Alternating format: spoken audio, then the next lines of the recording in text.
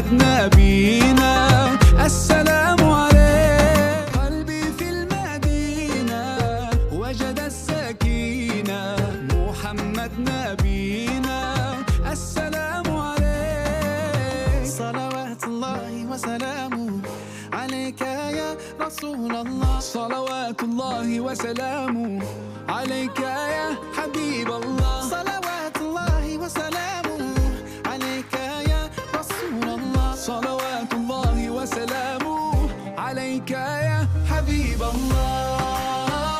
رسول الله حبيب الله رسول الله.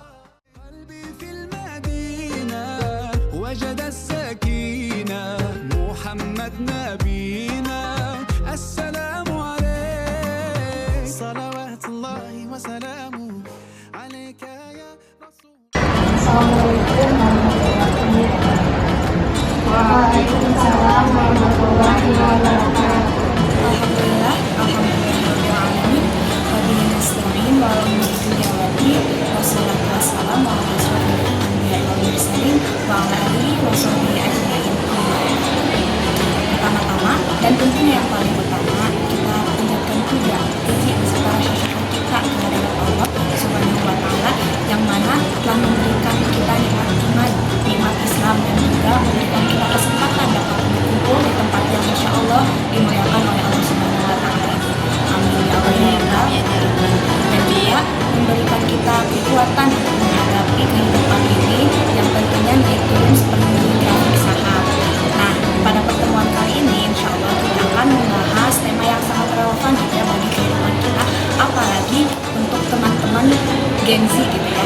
Nah, temanya itu apa? Yaitu semakin berat ujiannya, maka semakin dekat pertolongannya.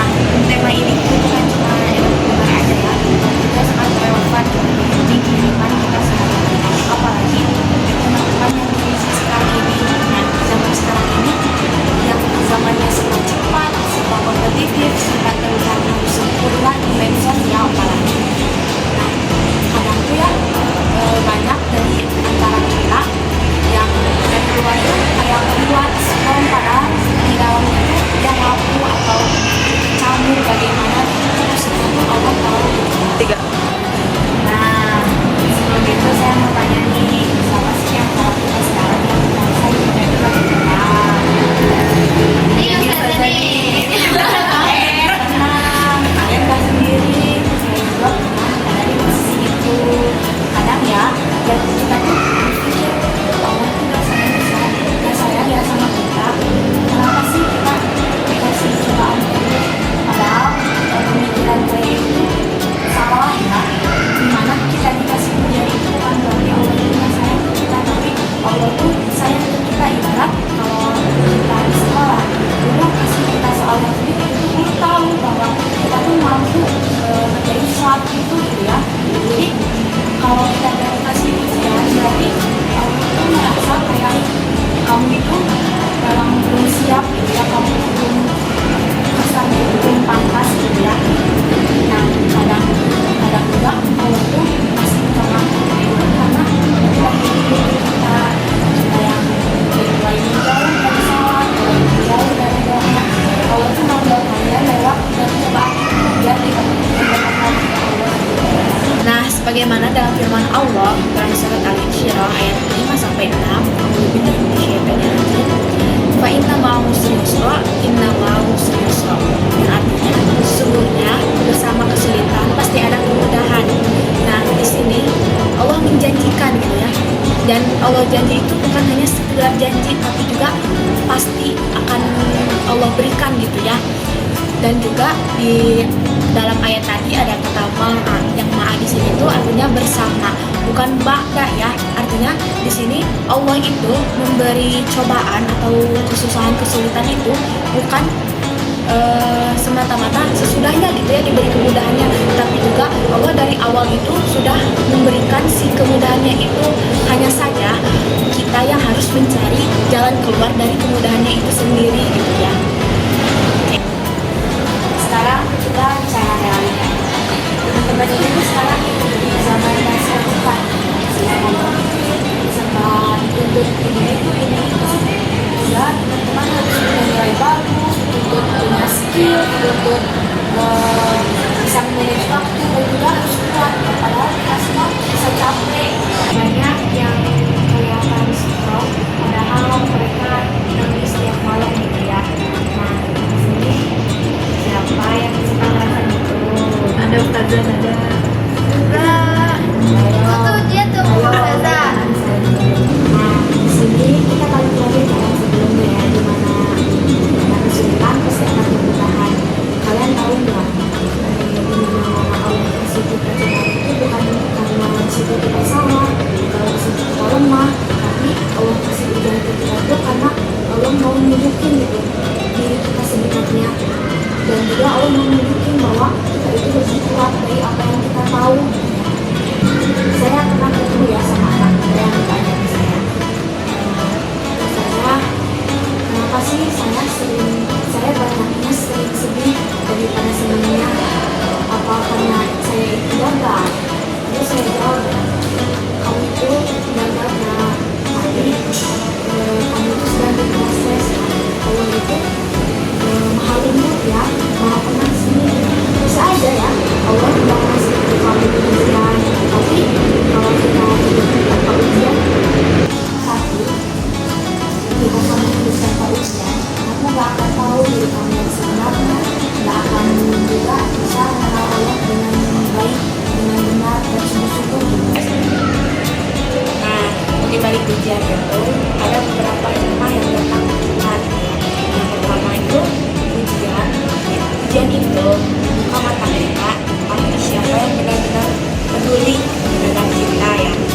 Kadang Allah itu buat kita jatuh dulu, baru Allah itu memperlihatkan siapa yang benar-benar ada buat kita. Dan semua orang yang tersenyum itu teman, semua orang yang terpuji itu tulus, dan juga ada semua orang yang dekat itu benar-benar peduli gitu ya. Allah itu mau kita hidup bukan di atas manusia, tapi di atas iman. Kadang Allah itu menghilangkan seseorang bukan karena itu hukuman, tapi itu penyelamatan. Juga akan menjauhkanmu dari sesuatu yang menyakitimu lebih dalam nanti. Yang kedua, ujian itu membuat kita menentukan kekuatan yang kita tidak tahu kita itu punya. Ada yang datang ke saya, dia bilang, Ustazah, ini terlalu berat, saya nggak kuat. Lalu beberapa bulan kemudian saya tanya kembali kepada sekarang bagaimana? Apakah masih tidak kuat? Beliau menjawab, Ustazah, kekuatan itu muncul setelah saya kira itu tidak mungkin. Itulah manusia untuk dijatuhkan agar bisa tahu seberapa tinggi bisa bangkit. Nah, sampai sini apakah dari teman-teman ada yang ingin ditanyakan atau ingin berkeluh kesah? Ustazah, saya mau bertanya. Nah, kadang tuh saya suka ngerasa capek banget sama hidup saya. Terus semuanya tuh datang secara berturut-turut gitu, entah dari keluarga, dari teman, atau enggak dari kuliah. Mental saya juga kadang kena juga, Ustazah. Kalau kayak gitu tuh, apa artinya Allah marah sama saya? Atau sayanya ya yang kurang sabar? Baik, terima kasih atas pertanyaannya yang sangat bagus dan pastinya mewakili teman-teman dari Gen Z ini. Nah, perasaan seperti itu bukan tanda Allah marah ya, tetapi itu tanda bahwa kamu manusia. Bahkan Nabi pun pernah merasa berat menjalani hidupnya gitu. Artinya rasa lelah itu bukan berarti Allah menjauh gitu ya, tapi Allah ada di dekat, bahkan jauh lebih dekat dari sebelumnya. Seringkali kita merasa bahwa segala sesuatu datang bersamaan. Padahal itu salah satu cara Allah mengajarkan kita untuk kita bersandar kepadanya. Allah tidak marah, tetapi Allah sedang memeluk kita lewat ujian itu. Saya juga mau bertanya, Ustazah. Saya suka banget nih ya minta sesuatu sama Allah, tapi tuh sampai sekarang belum juga terkabul gitu. Nah, gimana sih caranya biar saya ini tetap berhusnuzon kepada Allah? Terus juga gimana kayak saya tuh biar yakin kalau Allah tuh pasti ngasih yang terbaik buat saya gitu. Nah, doa itu gak pernah hilang. Doa itu juga tidak jatuh ke tanah. Tidak ada doa yang tidak dicatat. Ada doa yang langsung dikabulkan oleh Allah dengan cepat. Ada doa yang Allah simpan dulu sampai waktu terbaik. Ada sesuatu yang Allah ganti jauh lebih baik dari apa yang kamu minta. Kalau belum juga terkabul, bukan berarti Allah tidak mendengar, tapi justru itu bukti Allah mencintai kamu. Karena Allah hanya memberikan sesuatu saat hatimu siap. Saya juga ingin bertanya Ustazah. Jadi gini, saya kan baru lulus SMA ya. Nah, terus saya ingin melanjutkan ke perguruan tinggi Ustazah. Nah, saya coba daftar tuh ke beberapa PTN. Pertama, saya coba daftar lewat jalur SNBP, tapi ditolak. Terus saya coba lagi lewat jalur SNBT, sama Ustazah masih belum diterima juga. Dan situ saya stres tuh, pusing banget, bingung gak tau harus kemana lagi gitu. Nah, akhirnya saya dikasih saran sama orang tua buat daftar ke Poltekkes. Nah, akhirnya saya coba tuh daftar lewat pertama itu daftar lewat jalur prestasi. Hasilnya juga ini sama, ternyata gagal, belum bisa diterima juga. Terus terakhir saya daftar lewat jalur jalur tes. Akhirnya sama juga, tetap gagal nggak terima. Nah, jadi saya udah 4 kali gagal saja. Nah, pertanyaannya, apa mungkin ya Allah itu tidak mentakdirkan saya untuk sukses? Apa mungkin Allah tidak menjodohkan kamu dengan kesuksesan? Tidak mungkin. Yang mungkin ialah Allah sedang menjodohkan kamu dengan kesuksesan versinya, bukan kesuksesan versi dunia gitu ya. Kadang kamu tidak diterima di satu tempat, itu tandanya mungkin kamu akan diterima di tempat yang jauh lebih baik. Kadang kamu gagal dalam mimpi kecil, itu tandanya insya Allah kamu akan lebih baik gitu dan lebih sukses di mimpi yang lebih besar. Jangan bilang kamu tidak ditakdirkan untuk sukses. Katakan saja Allah sedang mengarahkanmu ke jalan yang lebih tepat. Alhamdulillah ya teman-teman, dari awal sampai akhir kita membicarakan tentang ujian, tentang doa yang tidak terkabul, tentang kegagalan berkali-kali gitu ya. Tapi ada satu hal yang ingin saya ingatkan ke kalian. Apa itu? Hidup itu memang tidak mudah, tetapi Allah selalu memudahkan. Saya doakan teman-teman semua di sini menjadi hamba yang kuat, hamba yang solehah, hamba yang sabarnya luas, hamba yang dibanggakan dunia dan akhirat. Amin ya Allah ya Rabbal Alamin. Terima kasih atas kehadiran kalian, ketersediaan kalian.